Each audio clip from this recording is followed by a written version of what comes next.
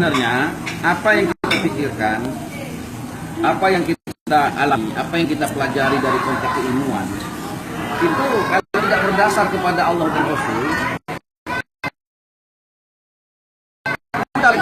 itu udah tipu-tipu pemberontakan. Apapun yang berkaitan kepada agama itu, itulah yang namanya keselamatan kemuliaan Indonesia.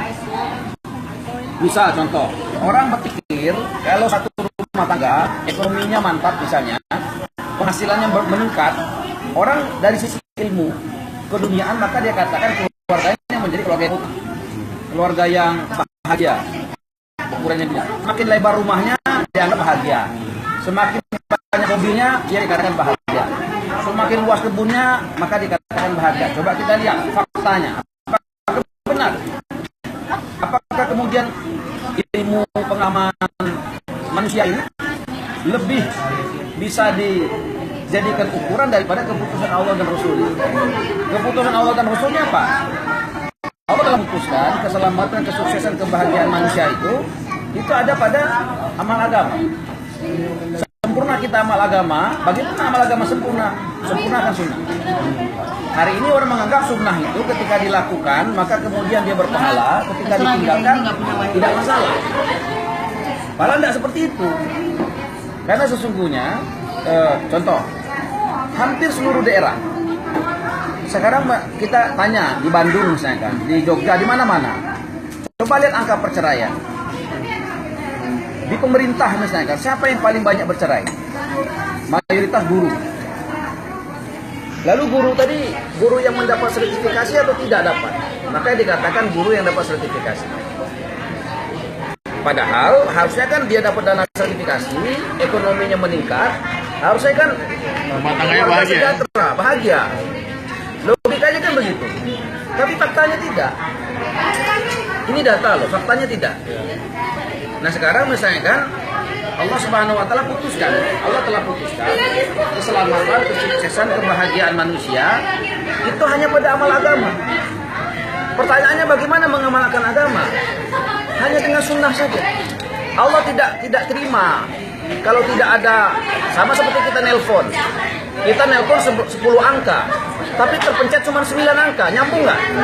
Nggak akan nyambung, walaupun handphonenya digonta-ganti yang terbaik, yang tercanggih nggak akan nyambung, karena nomornya kurang. Sama juga, la ilaha illallah Muhammadur Rasulullah. La ilaha illallahnya ada iman, amalnya adalah Muhammad Rasulullah. Contoh perkara sunnah, sholat. Kan sholat ini adalah amal yang pertama kali dihisab. Kalau sholatnya diterima, semua amal diterima. Kalau sholatnya tidak diterima, maka semua amal tidak diterima. Lalu pertanyaannya bagaimana sholat kita? Maka sholat kita harus mencontoh sholatnya Rasulullah. Bagaimana Rasulullah sholat? Berjamaah di mana aja dikomandangkan di masjid. Jadi kalau kita tidak melakukan itu, nomornya kurang. Ibarat kita nomor telepon 10 angka kurang 1 angka. Begitu. Nggak nyambung dia. Maka kemudian kenapa kok kita ini kalau doa susah dikabulkan? Karena mungkin angkanya kurang. Nah sekarang kita lihat. Ketika orang tadi mengejar ekonomi, rumah dibesarkan, mobil dibaguskan, kebun diluaskan, dengan harapan dia bahagia, faktanya tidak. Ada artis Hollywood di tengah puncak karirnya, setiap dia bikin film selalu bestseller dan dia dapat penghargaan dunia, tapi kemudian dia putuskan bunuh diri. Artinya dia tidak bahagia. Coba kita lihat orang-orang yang menyempurnakan agamanya. Seperti misalnya Bilal, sahabat Bilal, seorang budak, tidak pernah jadi bintang sinetron, tidak pernah kuliah, tidak punya kebun luas, tidak punya apa-apa, bahkan diri dia pun tidak punya, tapi dia punya agama. Dia punya agama, agamanya caranya cara Rasulullah sempurna. Maka Allah Subhanahu wa taala berikan kemuliaan, keselamatan. Contohnya apa? Belum meninggal, sendalnya udah terdengar di surga. Allah kuasa. Coba. Begitu. Nah kemudian di dunia pun dia itu menjadi gubernur yang sukses. Gubernur yang sukses. Nah, jadi Bilal dulu jadi gubernur kampanye ya bang? Oh, tidak pakai kampanye. Dia tidak pakai kampanye, dia tidak pakai di wawancara TV. Dia tidak, ya, karena jelas di dalam Al-Quran, kalau kita meyakini Al-Quran, Allah Subhanahu wa taala memberikan kerajaan kepada siapa yang dikehendaki dan mencabut kerajaan dari siapa yang dikehendaki. Allah. Jadi keputusan siapa yang menjadi raja atau siapa yang turun dari raja, itu keputusannya Allah. Bukan karena pencitraan, Sudah bukan ditulis, karena ya? baleho, bukan karena spanduk, bukan karena stiker, tapi karena Allah Subhanahu wa Ta'ala. Nah, inilah sesungguhnya ketika kita misalkan ada masalah misalnya kita ada masalah dengan istri, sesungguhnya masalah itu bukan dengan istri, sesungguhnya masalahnya adalah bagaimana amalan agama kita. Kita punya masalah dengan perkebunan, sesungguhnya bukan kebunnya masalahnya sesungguhnya bagaimana amalan agama di sana. Karena apapun yang berkaitan dengan agama, maka sama dengannya happiness, sukses. Tapi apapun yang berkaitan dengan dunia, itu pasti sadness, kesedihan, kegagalan. Jadi nggak mungkin orang kalau udah urus agama terus pecah hati, itu nggak mungkin ya. Pasti ada dunia di dalamnya. Pasti ada dunia. Contoh ya, lalu tujuan agama ini apa sebenarnya? Tujuan agamanya apa?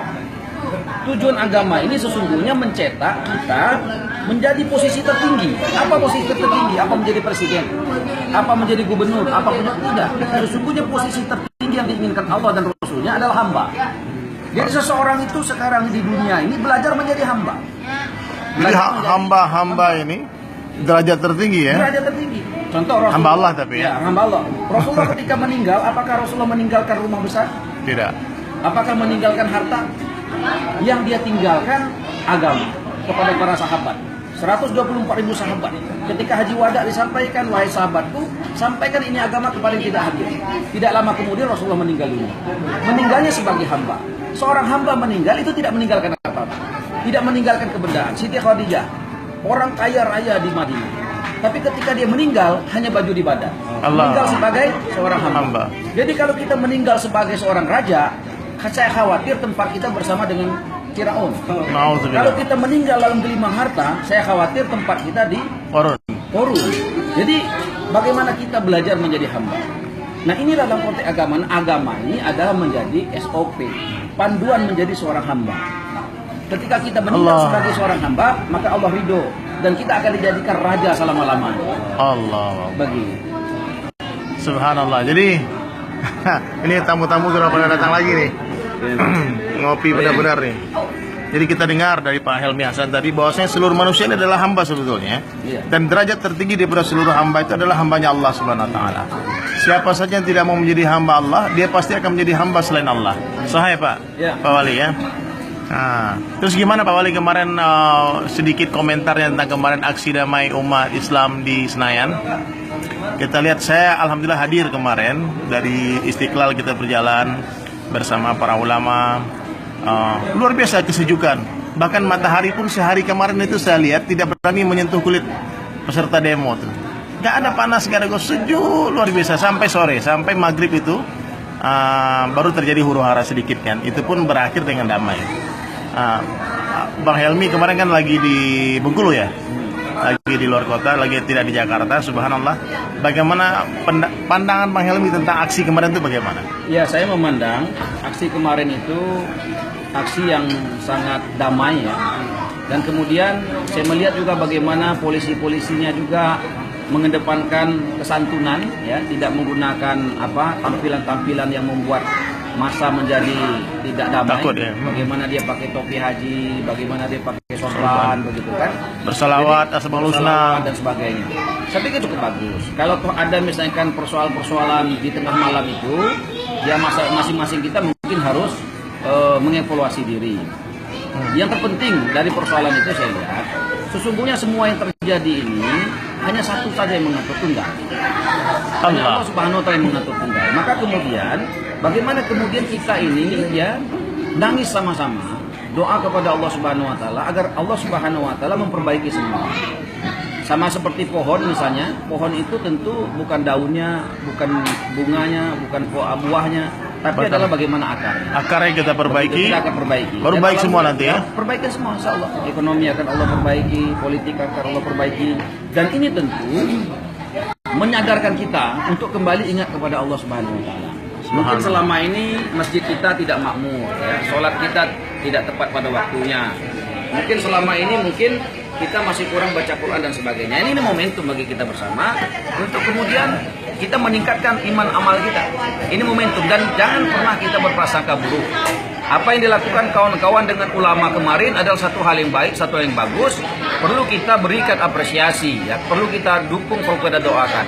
Tetapi yang mungkin membuat pilihan untuk doa di masjid, doa di rumah, membuat amalan-amalan yang lain pun tidak boleh disalahkan. Tentu kita saling, ini momentum, kemudian saling memberikan Bekerjasama. motivasi, apresiasi. Jadi ajib ya, Masya Allah. Semoga jadi asbab hidayah ya. Insya Allah, Pak insya Wali, Allah. ya. Nah, jadi ini kemarin nih abang kita datang dari Ambon ya, Bang. Siapa nama Bang? Bang Abu Zar nih dari Ambon, sama ini nih. Ini Abang Mujahid nih yang di Trans 7 nih. Ini Bang dulu Skill Master. Ini ya.